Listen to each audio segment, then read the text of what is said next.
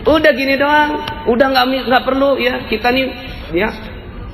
Kadang-kadang kita ngejar ke banyak hal tapi tempat rezekinya sendiri malah dihancurkan oleh kita. Ya.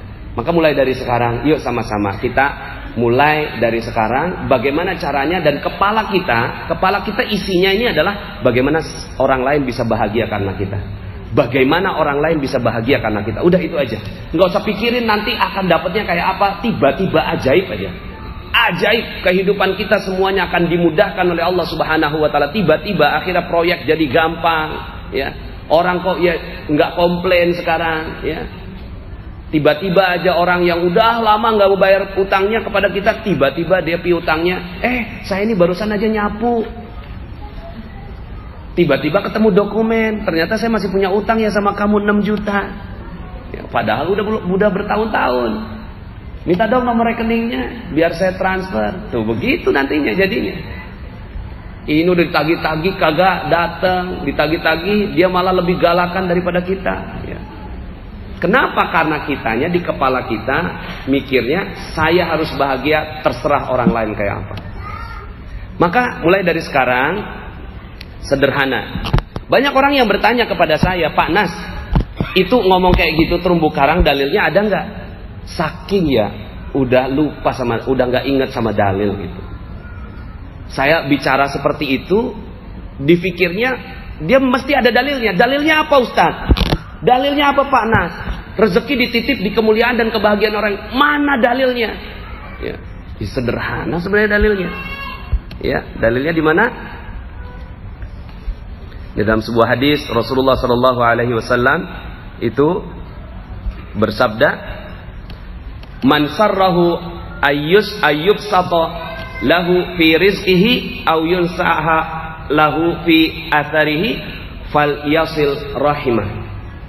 Barang siapa yang ingin dilapangkan rezekinya, tuh udah jelas tuh. Barang siapa yang ingin dilapangkan rezekinya dan dipanjangkan umurnya, maka hendaklah ia menyambung tali silaturahim. Sederhana. Ya, siapa yang mau ditambahkan, dilapangkan rezekinya, dipanjangkan umurnya, maka hendaklah ia menyambung tali silaturahimnya. Udah, kepala kita pengennya nyambung aja. Ya. Pengen nyambungin, ya siapa yang bisa disambungin ya? Nyambung tali silaturahim dimulai dari senyuman, betul nggak? Mungkin nggak kita nyambung tali, nyambung tali silaturahim sama kamu? Ya nggak bisa. Ya. Dalam hadis lain Rasulullah Sallallahu Alaihi Wasallam bersabda, "Ar-rahim mu'allaqah bil arsy taqulu man wasalani wasalahullah, wa man qata'ani qata'ahullah." Ar-rahim itu tergantung di arsy. Allah berkata, barang siapa yang menyambungku, maka Allah akan menyambungnya. Dan barang siapa yang memutusku, maka Allah akan memutus hubungan dengannya. Kelar hidup lo. Kalau Allah udah putus hubungan sama kita, kelar hidup kita. Ya.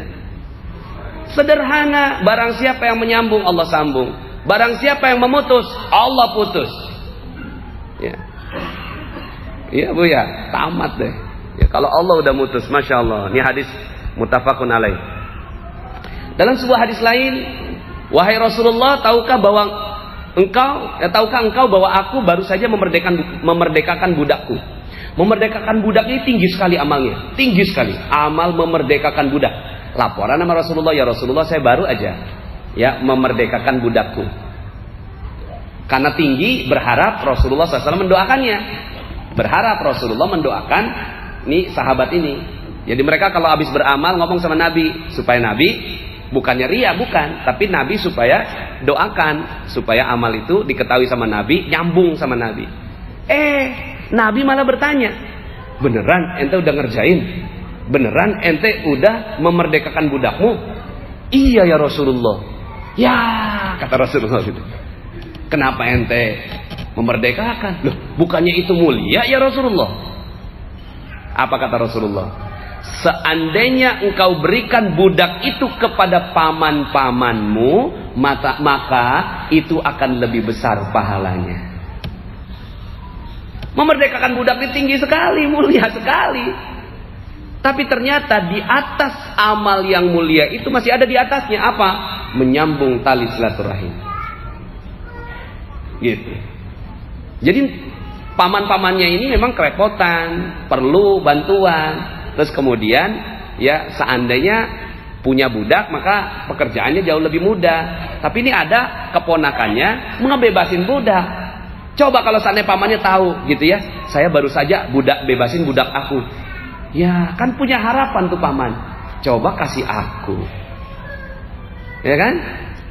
Masya Allah, sampai begitunya Bapak Ibu ya. Kemudian bagaimana caranya? Orang yang menyambung silaturahim itu bukanlah yang menyambung hubungan yang sudah terjalin. Ya. Jadi menyambung tali silaturahim akhirnya kita datengin orang-orang yang gampang aja. Kita gampang, emang udah terjalin hubungannya, kita perbaiki, kita rapihkan, kita tingkatkan, kita muliakan. Iya, itu benar. Tapi yang dimaksud bukan hanya itu. Akan tetapi ialah orang yang menyambung silaturahim adalah yang menjalin kembali hubungan kekerabatan yang sudah terputus. Jadi kalau seandainya, ya, jadi artinya bukan berarti yang belum terputus, yang sudah terputus disambungin, yang udah terputus didiemin aja, nggak ditambahkan, tambahkan kualitasnya, enggak. Tapi artinya dua-duanya dijalankan. Tapi yang dimaksud oleh Rasulullah, ya, menyambung tali silaturahim adalah yang terputus itu yang disambung. Misalnya kita pernah ngutang sama orang itu kecewa sama kita, bayarnya undur karena memang kita belum ada uang. Dulunya sahabat, terus kemudian pas kita udah ada uang, gitu ya, kita bayar. Maaf ya, ini saya baru bisa bayar. Orang itu udah keburu kecewa, terserah. Akhirnya kita transfer aja dah. Pas kita transfer, orang itu kita nggak tahu orang itu ridho apa enggak sama kita. Nah terus kemudian kita gimana caranya nyambung tali silaturahim sama dia? Ya, kita datengin rumahnya, kita kasih kue, macam-macam kreativitas kita.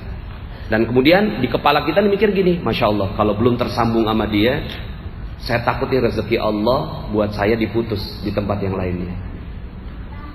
Jadi ya hal-hal seperti ini yang harus kita lakukan. Ya, semudah tersenyum. Ya. Makanya tabassumuka fi wajhi akhika shadaqah. Senyummu di hadapan saudaramu adalah sedekah. Jadi bencong aja harus kita muliakan dan bahagiakan. Tapi jangan senyumin, jangan. Karena bisa multitafsir. Ini aja gitu ya. Kemudian doakan kalau seandainya emang nggak berani ya. Nah, terus bagaimana kalau seandainya belum sanggup?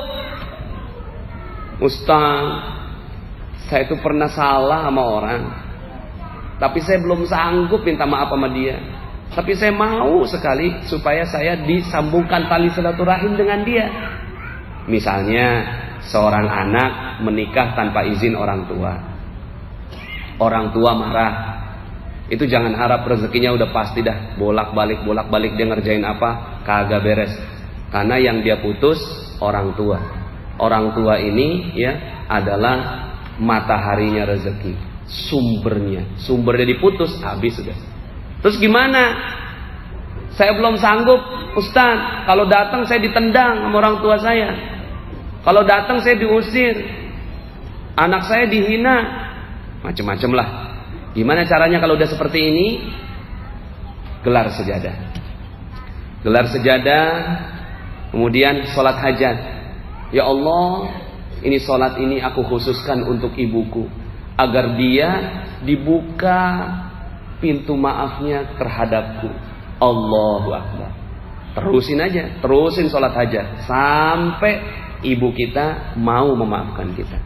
Karena kita udah nyambungnya sama Allah, nyambung sama Allah, nanti Allah sambungkan. Nah maka akhirnya kalau kita udah tahu orang-orang yang kita lukai, Tadinya sih saya mau minta Anda menulis ya, Bapak Ibu menulis. Coba deh sekarang tulis orang-orang yang pernah sakit hati sama kita. Yuk tulis yuk, boleh ya? Gak apa-apa lah ya, tulis aja ya, ini majelis ilmu. Kalau yang ada handphone boleh tulis di handphone.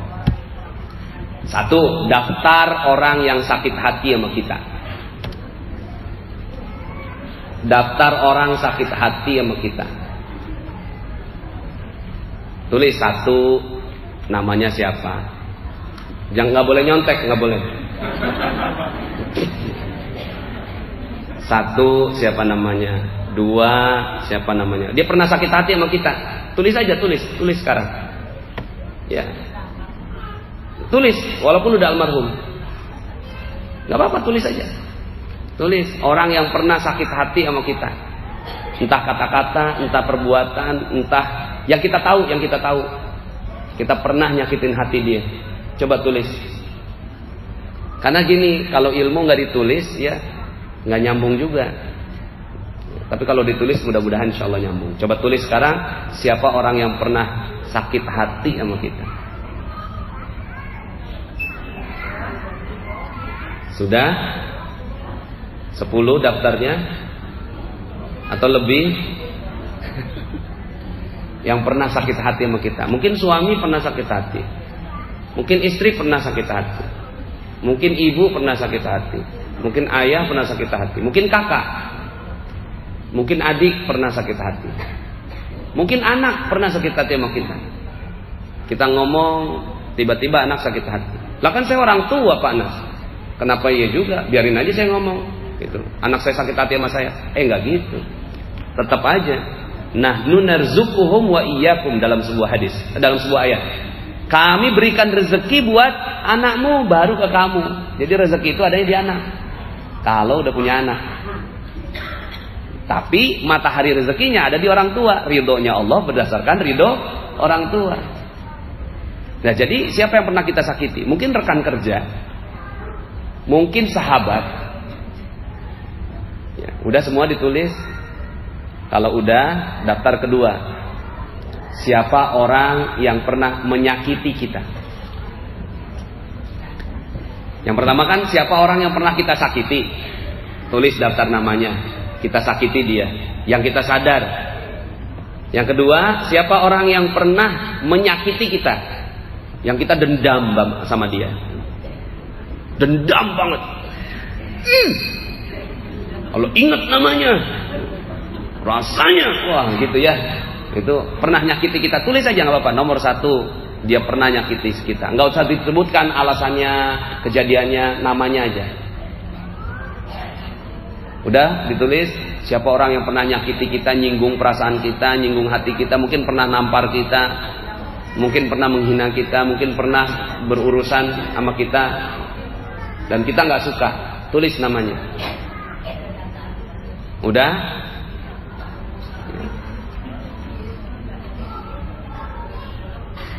Nah, kalau sudah jadi PR-nya sholatin satu-satu. Sholatin satu-satu. Sholat hajat. Ini namanya sholat hajat. Sholat hajat minta sama Allah agar satu orang yang pernah kita sakiti, kita nggak tahu kan di mana orangnya, bagaimana caranya, kita minta sama Allah dulu, sambungin ke Allah, nanti Allah sambungkan ke dia. Sholat ya, sholatnya kapan saja, sholat hajat dari yang penting jangan ba'da subuh, jangan ba'da asar, jangan ba'da subuh, jangan ba'da asar. Ya, ini adalah waktu-waktu yang tidak diperbolehkan untuk sholat sunnah. Jadi sholatnya adalah ya di lain waktu itu kapan saja. Mungkin setelah sholat duha, duhanya 2 rakaat, 4 rakaat, terus tambahin sholat hajatnya 2 rakaat, boleh. Atau setelah sholat zuhur, sholat 2 rakaat, setelah itu sholat hajat. Ya Allah, ini sholat hajat saya untuk menyembuhkan luka antara saya dengan dia. Niatnya ya pakai bahasa Indonesia aja lah. Ya Allah, saya niat sholat hajat dengan hajat saya agar engkau sampaikan permohonan maaf saya kepada dia. Allahu Akbar.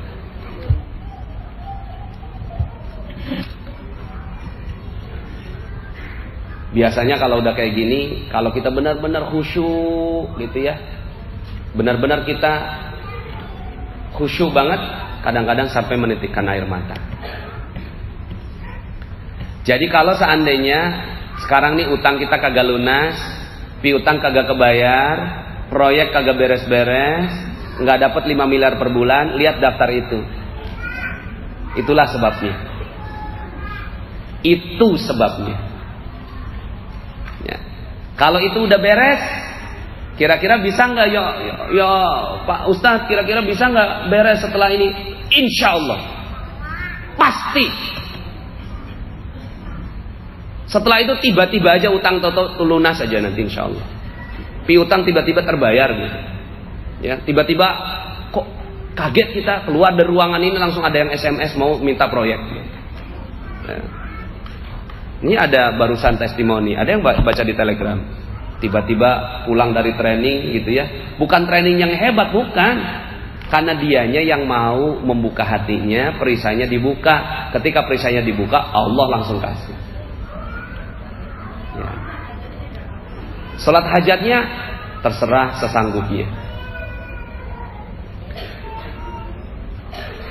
Terserah sesanggupnya.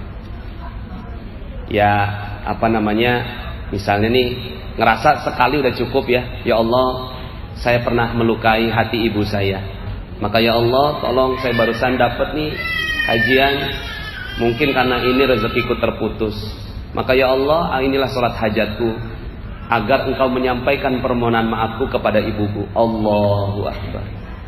Terus rasa udah yakin, ya udah sekali aja cukup. Tapi kalau merasa belum yakin nih, sholat lagi, sholat terus, sholat lagi, ya, sampai beres, sampai beres. Karena Allah tadi jamin, siapa yang menyambungnya maka aku akan sambung. Siapa yang memutusnya, maka aku putus hubungan sama Allah. Putus hubungan sama orang ini. Maka ya kita nyambungnya dengan apa? Dengan sholat dulu. Nanti tiba-tiba Allah kasih keberanian kita untuk bertemu. Nanti ya mungkin kita belum sanggup untuk bertemu. Mungkin ada kakak adik yang barusan putus hubungan gara-gara harta warisan. Ya. Oh iya banyak itu. Ya udah sholat aja udah. Mungkin kita nggak sanggup, ya Allah kakak saya begitu banget yang nguasain tanah ya Allah. Ya udah ya Allah, saya mah nggak sanggup ngomong sama dia. Allahu Akbar. Udah gitu aja. Sholat hajat. Nah kalau sudah bisa begini ya, daftarnya nih kita bikin daftar nih 1, 2, 3 sampai gitu kan. Nah kemudian tadi tuh orang yang pernah melukai kita, lah kan kita nggak pernah nyakitin dia, tapi dia yang nyakitin saya. Harusnya dia dong yang sholat.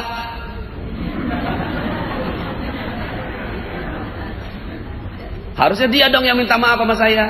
Enggak kayak gitu. Karena rasa dendam itu adalah penghalang rezeki. Rasa dendam, rasa sakit hati, rasa nggak terima sama orang lain itu adalah penghalang rezeki.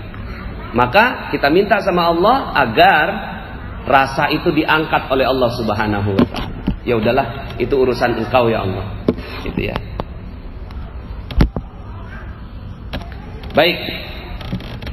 Mudah-mudahan dengan ini maka insya Allah sebentar lagi rezekinya 5 miliar per bulan mah insya Allah lah bisa insya Allah. Negeri kita udah negeri yang berkah Bapak Ibu, berkah negerinya. Tinggal kitanya aja nih perisainya hilang, perisainya nggak ada. Kalau perisai kita udah nggak ada, rezeki sebesar ini masya Allah ya, negeri seberkah ini nggak mungkin nggak ada rezekinya. Di atasnya air, di bawahnya air, di samping kanan kirinya air, masya Allah ya. Setiap sentinya di Indonesia dari ujung Sabang sampai ujung Merauke itu subur Bapak Ibu. Ya, di Australia 60%-nya padang pasir. Di Arab 90% padang pasir. Di Amerika 40% padang pasir. Udah segede itu. Cina ya, itu kurang lebihnya juga mirip-mirip 50%-nya padang pasir. Indonesia dari ujung Sabang sampai ujung Merauke semua subur. Masya Allah. Tidak ada 1 senti pun di negara Indonesia ini kecuali semuanya tanah subur. Di atasnya air, di bawahnya air. kanan kirinya air. Masya Allah, nggak ada negara sebaik Indonesia ini. Ya. Suhunya sepanjang tahun nggak perlu pakai jaket. Ya. Jaketnya jaket bomber doang yang gaya doang. Ya. Tapi kalau di sana, masya Allah kita harus pakai jaket. Ya, saya pernah ketemu sama mahasiswa Turki, mahasiswa Belanda, semua saya tanya, betah nggak di sini? Enggak betah.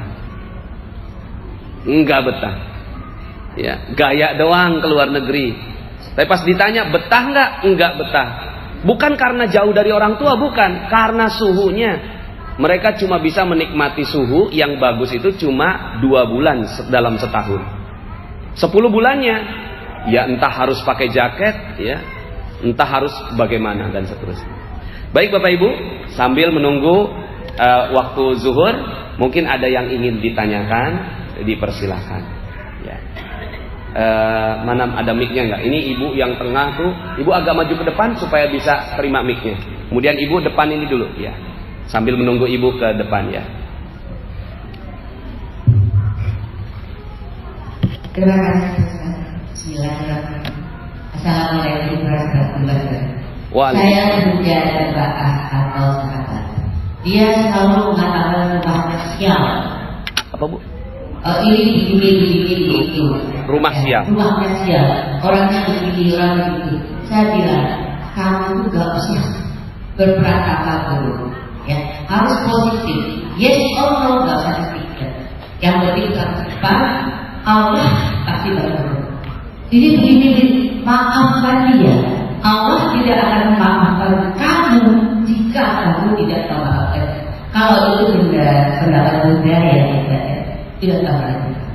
Kalau tidak maaf, jadi dua poin tadi yang saya katakan dari sahabat itu apa benar? Yang disarankan apa tadi? Yang ini dia mengatakan potensial. Kemudian orang begini begitu. Saya bilang jangan, rumah itu ada istana kita. Apapun Tuhan kita hidupkan dengan Al-Quran. Jangan pikirkan itu maksudnya sampai sebagai rumah ada istana kita. Yang kedua, orang itu begini terhadap saya. Saya bilang, tidak usah berpikir.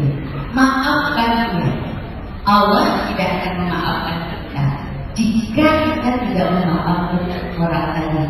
Benarkah itu dengan orang apakah sudah maafkan kamu? Iya. Demikian Assalamualaikum warahmatullahi wabarakatuh. Waalaikumsalam warahmatullahi wabarakatuh. Iya, rumah sial. Sebenarnya nggak ada rumah sial. Nggak ada rumah sial, nggak ada mobil sial, nggak ada kejadian yang sial. Semuanya baik di sisi Allah. Jadi betul Bunda, jadi positive thinking, udah positif aja terhadap apapun. Kita harus mengatakan bahwa semuanya baik, karena tidak ada yang terjadi kecuali semuanya sudah diizinkan oleh Allah. Ya, kenapa jadi sial? Karena ya kalau dalam kajian hari ini sebenarnya banyak ya, perisainya banyak ya, perisai pikiran, perisai perasaan, gitu ya. Kemudian perisai yang lain itu sudah saya bahas sebagian besar di channel Telegram, silahkan didengarkan. Tapi untuk yang kajian kali ini bisa jadi sialnya karena ada urusan-urusan yang tadi itu, orang yang tersinggung, orang yang terhina, orang yang sakit hati karena kita, gitu. Dan benar saja kalau ada orang yang menyampaikan apapun ke kita, ya maafkan saja. Nah, cuma memang dalam caranya memaafkan itu kadang-kadang kan kita nggak bisa memaafin. Orang udah begitu beratnya ke kita, memberikan tekanan, terus kemudian kita begitu aja gitu maafin. Kadang-kadang kita manusia nggak sanggup, makanya kita perlu sholat. Ya Allah, saya minta rasanya supaya saya bisa maafkan dia, gimana caranya? Ada yang udah pernah sholatin Ahok belum?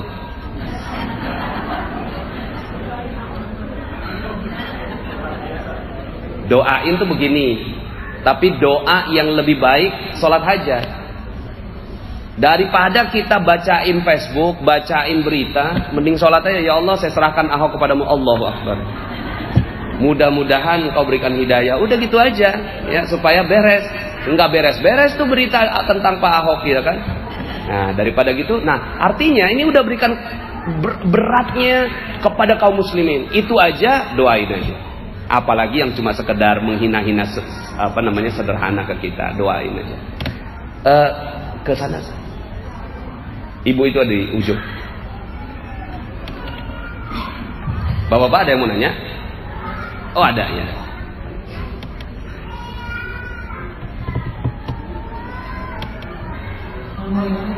Waalaikumsalam warahmatullahi wabarakatuh. Tadi kan kita juga suka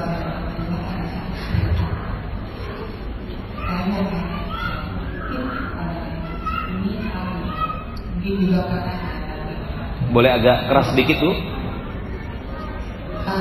Bagaimana kalau misalnya anak kita ingin menikahi seseorang yang sama sekali tidak kita setuju atau tidak kita sukai, dan kita sudah dari awal sudah memperingatkan kepada kita. Kan kadang-kadang itu orang tua tuh ada prinsipnya, ada yang itu kayaknya sama yang ini enggak ya. Nah itu bagaimana kalau anak itu sampai akhirnya marah? Apa yang harus kita lakukan? Apakah kita bersalah karena anak kita marah dan tidak nyaman kepada kita, atau bagaimana? Jalan keluarnya? Ya baik. Ini anak mau nikah, tapi kita tahu betul bahwa calonnya ini ya secara feeling, secara insting orang tua tidak baik. Kemudian ketika disampaikan anaknya marah. Apakah setelah itu rezekinya kita akan ditahan oleh Allah Subhanahu wa taala, atau kita berdosa, atau bagaimana, dan bagaimana cara solusinya? Memang sebenarnya Islam ini mudah sekali. Kita punya banyak sekali masalah-masalah seperti ini, solusinya satu, sholat. Makanya wasta'inu bis-sabri was-shalah. Cuma selama ini kita cuma tahu ayatnya, cuma nggak tahu gimana caranya. Caranya kayak gitu udah. Ya Allah, ini anak saya nggak mau diomongin. Anak saya nggak mau diomongin. Cuma saya tahu betul kalau seandainya ini dilakukan, sepertinya ada satu hal yang nggak bagus. Maka ya Allah, saya lemah, saya nggak ngerti apa-apa. Tapi kalau saya mau berantem sama anak saya kesian sama dia, nanti rezekinya dia yang terputus. Maka ya Allah, ya untuk menyelesaikan masalah ini, aku sholat hajat saya. Ya, aku sholat ya Allah, semoga Engkau melembutkan hati anak saya, melembutkan hati calonnya. Kalau dia jodoh, maka jodohnya ini jadikan bagus dan tidak sesuai dengan prasangka saya. Tapi kalau tidak jodoh, jauhkan sejauh-jauhnya dan tidak ada luka di antara kami. Allahu Akbar. Gitu Bu. Jadi ya mudah-mudahan ya, insya Allah setelah itu pelan-pelan ya. Yang penting setelah sholat timbul rasa tenang. Kenapa setelah sholat timbul rasa tenang? Karena kita udah curhat sama Allah. Pernah nggak kita ada masalah kemudian kita curhat sama temen? Kita ngomong, kita lagi ada masalah sama bos, sama siapa, terus kemudian kita curhat sama sahabat kita. Rasa plong nggak? Rasa plong. Ya, tapi menyelesaikan masalah nggak? Enggak, cuma si teman kita dengerin doang. Bahkan jadi jatuhnya gibah, gosip. Tapi kalau kita curhatnya sama Allah, ya Allah, ini masalahku, ya Allahu Akbar, Allah ambil, diselesaikan. Gitu. Nanti insya Allah ajaib aja pokoknya. Ya, yang penting caranya kayak gitu. Ibunya setelah itu plong, udah sholat. Gitu. Sama-sama. Ya, Bapak ini belakang, silakan Pak. Assalamualaikum. Waalaikumsalam warahmatullahi wabarakatuh. Ini mengenai prinsip. Kebetulan ibu mertua saya ini menginginkan kalau lebaran itu bergantian, sedangkan saya ini sudah dipindahkan sama orang tua saya, bapak saya, ibu saya masih ada. Ibu saya menginginkan supaya kalau lebaran itu datang di hari pertama. Tapi keluarga dari istri saya ini menginginkan gantian. Nah, saya masih berprinsip keras karena saya sebagai suami dan pemimpin, saya berkiblat ke orang tua. Tapi ibu mertua saya membantu saya selama saya masih berkeluarga. Jadi kadang-kadang jalan saya salah, tapi dari prinsip saya itu benar. Mana saya salah tulis? Iya, baik. Ini bagus sekali pertanyaannya.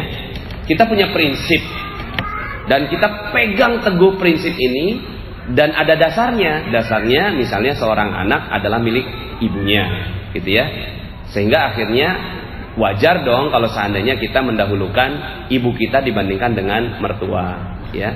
Jadi prinsip ini benar-benar saja. Cuma mungkin PR buat Pak Rifai, dengerin audio garis kebenaran. Udah dengar belum? Udah dengar ya? Garis kebenaran. Nah, garis kebenaran ini berbicara begini. Kadang-kadang prinsip kita, gitu ya. Kadang-kadang prinsip kita ini kita pegang tapi tidak menyelesaikan masalah. Kadang-kadang kita korbankan prinsip kita dan menyelesaikan masalah. Dan akhirnya kita harus berkompromi terhadap hal ini, ya. Jadi sepanjang kita masih punya garis kebenaran bahwa gue yang benar, lo yang salah, saya yang benar, kamu yang salah. Semua masalah dalam kehidupan semuanya cuma itu doang. Saya benar, kamu salah. Saya benar, kamu salah. Kalau mau dapat rezeki, balik. Saya salahnya di mana ya? Kamu benar pastinya. Karena tidak mungkin di luar kita ini salah. Di luar kita pasti benar. Karena di luar kita ini adalah diatur sama Allah. Di luar kita. Tapi di dalam kita yang ngatur kita. Maka saya pasti salah, orang lain pasti benar. Ya. Terus gimana caranya? Ya, seperti Rasulullah SAW. Kalau bicara prinsip, Rasulullah prinsipnya nabi. Kalau kita jadi nabi gimana? Kamu kan nabi. Kata-katamu wahyu. Ya. Kamu diberikan Al-Quran. Ada yang nimpuk kamu. Pas ditimpuk, tak, gitu ya. Kena nih. Udah azan ya? Belum. Diam. 14 menit lagi. Kalau kita jadi nabi ditimpuk, kita omongin apa? Lu sembarangan lu ya. Gue nabi lu. Gue kutuk jadi kodok lu. Kalau kita jadi nabi, punya prinsip. Tapi Rasulullah SAW ditimpuk malah begini. Saya salah apa ya? Kok saya ditimpuk? Besoknya ditimpuk lagi. Saya salah apa ya? Timpuk lagi. Saya salah apa ya? Tidak ada kejadian di luar kecuali benar. Karena yang nimpuk bukan berarti dia. Bisa jadi Allah nimpuk. Ada yang salah apa saya? Hari keempat nggak ada yang nimpuk. Ditanyain, mana orang yang nimpuk saya biasa itu? Ya, lagi sakit ya Rasulullah, didatengin akhirnya dapat hidayah masuk Islam. Seandainya di hari pertama ditimpuk, lu kagak ngerti gue nabi, ya. Gue kepret lu. Akhirnya bisa jadi orang ini nggak masuk Islam, tersinggung dengan Rasulullah SAW. Tapi ketika Rasulullah menurunkan garis kebenarannya, maka hidayah datang. Insya Allah setelah ini, ya. Memang jalannya magnet rezeki ini unik-unik ya Bapak Ibu ya. Kadang-kadang prinsip-prinsipnya kita nyoba untuk memahami prinsip orang lain. Nah, cuma karena ini panjang sekali, garis kebenaran ini bahasnya panjang ya. Tugasnya mungkin coba didengarkan lagi garis kebenaran. Walaupun Bapak prinsipnya benar, ya. Cuma yang mungkin kita perlu lakukan adalah bagaimana kebenaran kita juga diakui menjadi kebenaran-kebenaran orang lain. Sehingga jangan begini, saya benar, orang lain salah. Tapi bagaimana saya benar dan orang lain benar juga ya, gitu. Nah, itu prinsipnya garis kebenaran. Wallahu a'lam bishawab. Ya, mudah-mudahan dengan prinsip itu akhirnya banyak orang yang nggak tersinggung. Memang musyawarah. Kalau nggak sanggup musyawarah, ya udah sholat aja. Ya Allah, saya nggak ngerti nih masalah ini. Atau dengerin juga audio Garputala. Garputala ini ya meminta petunjuk kepada Al-Quran. Namanya istikharah bil Quran. Ya, karena waktunya udah nggak sempet ya, silahkan. Kalau udah kayak gitu, ya Allah, yang mana yang benar? Buka, insya Allah Allah kasih jawabannya. Ya, dengan audio Garputala. Demikian Pak Rifai, mudah-mudahan sedikit banyak menjawab. Dan karena sudah mau zuhur, kita cukupkan. Mudah-mudahan insya Allah setelah kita buat daftar, kemudian sholatin satu persatu di waktu-waktu yang mulia. Muliakan mereka, doakan orang-orang yang itu yang baru saja kita tulis. Maka insya Allah sebentar lagi rezekinya akan berlimpah ruah datang kepada Bapak Ibu semua. Di akhir ini kita akan tutup dengan Asmaul Husna. Kita akan tutup dengan Asmaul Husna. Sambil saya membacakan Asmaul Husna, ada kotak infak untuk aktivitas yayasan, ya silahkan kalau seandainya ada yang ingin berinfak, bersedekah, ya. Dan juga di depan ada dompet duafa, ada. Kami bekerja sama dengan dompet duafa, ya. Jadi sekarang ini sudah ada undang-undang yayasan, Bapak Ibu, undang-undang zakat, ya, yang dibuat oleh pemerintah. Undang-undang zakat ini, zakat harus diserahkan kepada lembaga yang tersertifikasi oleh pemerintah. Nah, dompet duafa salah satu yang tersertifikasi. Kami Yayasan Mihrab Kolbi dan Yayasan Khairul Rozikin yang saya pimpin bekerja sama dengan dompet duafa untuk menyalurkan zakat, ya, dengan dompet duafa. Jadi silakan kalau seandainya ingin menyalurkan ke dompet duafa, ya, atau melalui yayasan-yayasan yang kami kerjasama juga dipersilakan. Ya, semuanya nanti muaranya ke dompet duafa. Yuk sama-sama kita bacakan Asmaul Husna, ya. Astaghfirullah, Astaghfirullah, Astaghfirullah,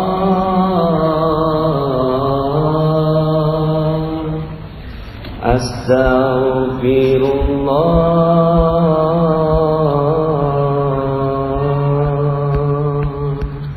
Sambil bawa nama-nama orang yang baru saja kita tulis dalam Asmaul Husna ini. Mudah-mudahan Allah Subhanahu wa taala izinkan kita diampuni terhadap mereka-mereka semua, juga Allah mengampuni mereka, dan Allah berikan rezeki yang besar untuk kita semua.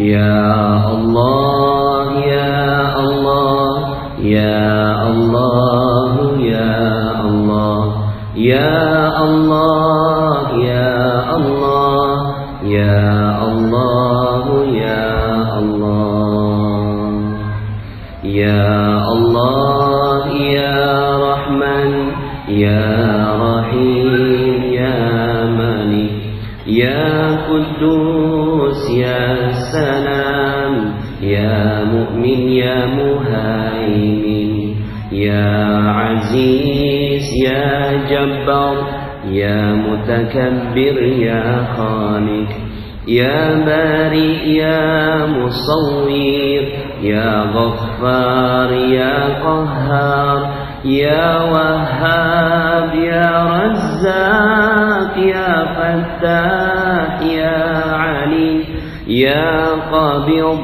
ya Basit, ya Khafid, ya Rafi', ya Mu'iz, ya Mudhil, ya Sami', ya Basir, ya Hakam, ya Adl, ya Latif, ya Khabir, ya Halim, ya Azim, ya Ghafur, ya Shakur, ya Ali, ya Kabir, ya Hafiz, ya Mukit, ya Hasib, ya Jalil, ya Karim, ya Raqib, ya Mujib, ya Wasi', ya Hakim, ya Wadud, ya Majid, ya Ba'id,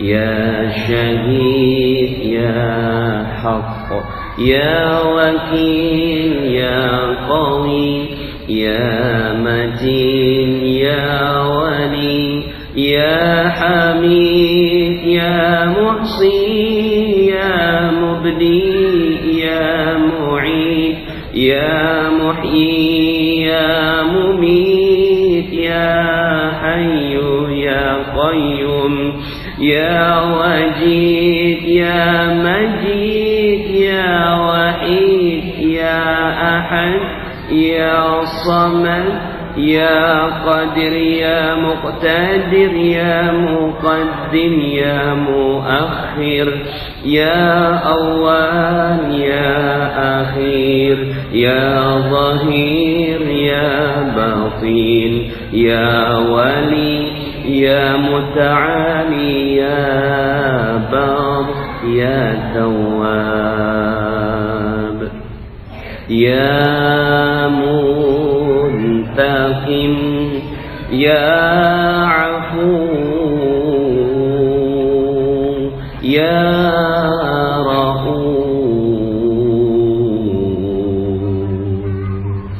يا مالك الملك يا ذو الجلال والإكرام يا مقسط يا جميع يا غني يا مغني يا مانع يا ضار يا نفيع يا نور يا هدي يا بديع يا بقي يا وارث يا رشيد يا صبور يا الله يا الله يا الله يا الله يا الله يا الله يا الله يا الله يا الله يا الله يا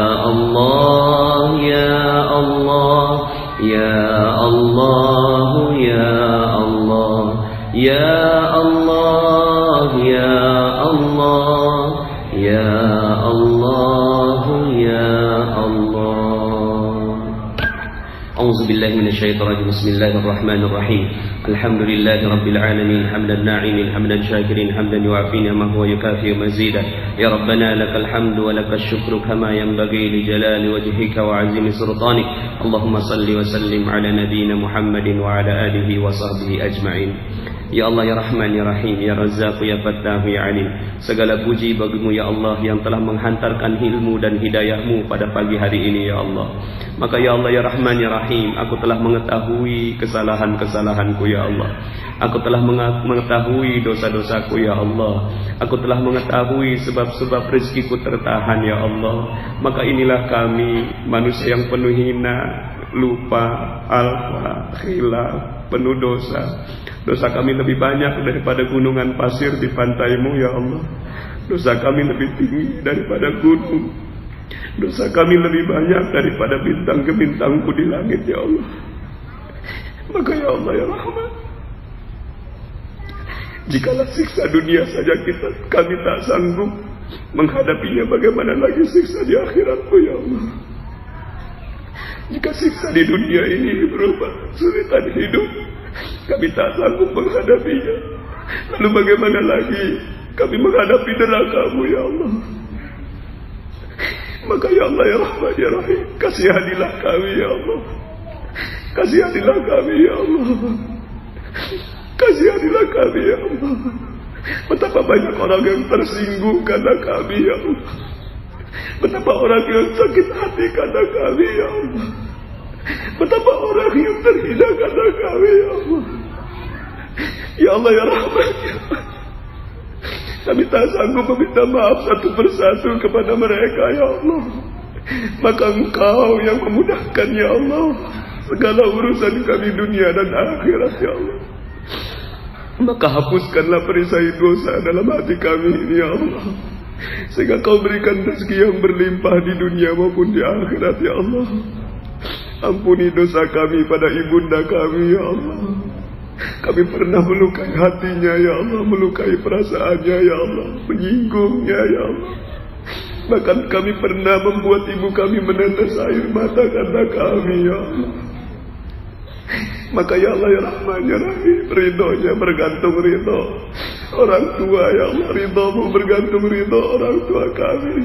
Maka ya Allah ya Rahman ya Rahim, dengan doa kami ini, agar Kau memudahkan ampunan dari Dia ya Allah pada kami. Ya Allah ya Rahman ya Rahim, ampuni dosa kami kepada ayah kami ya Allah. Kami pernah meremehkannya ya Allah. Kami pernah merendahkannya ya Allah. Kami pernah menghardiknya ya Allah. Ampuni dosa kami pada istri, suami, anak-anak kami ya Allah. Ampuni dosa-dosa kami pada tetangga kami ya Allah. Ampuni dosa kami pada rekan kerja kami ya Allah. Ampuni dosa kami semua ini ya Allah.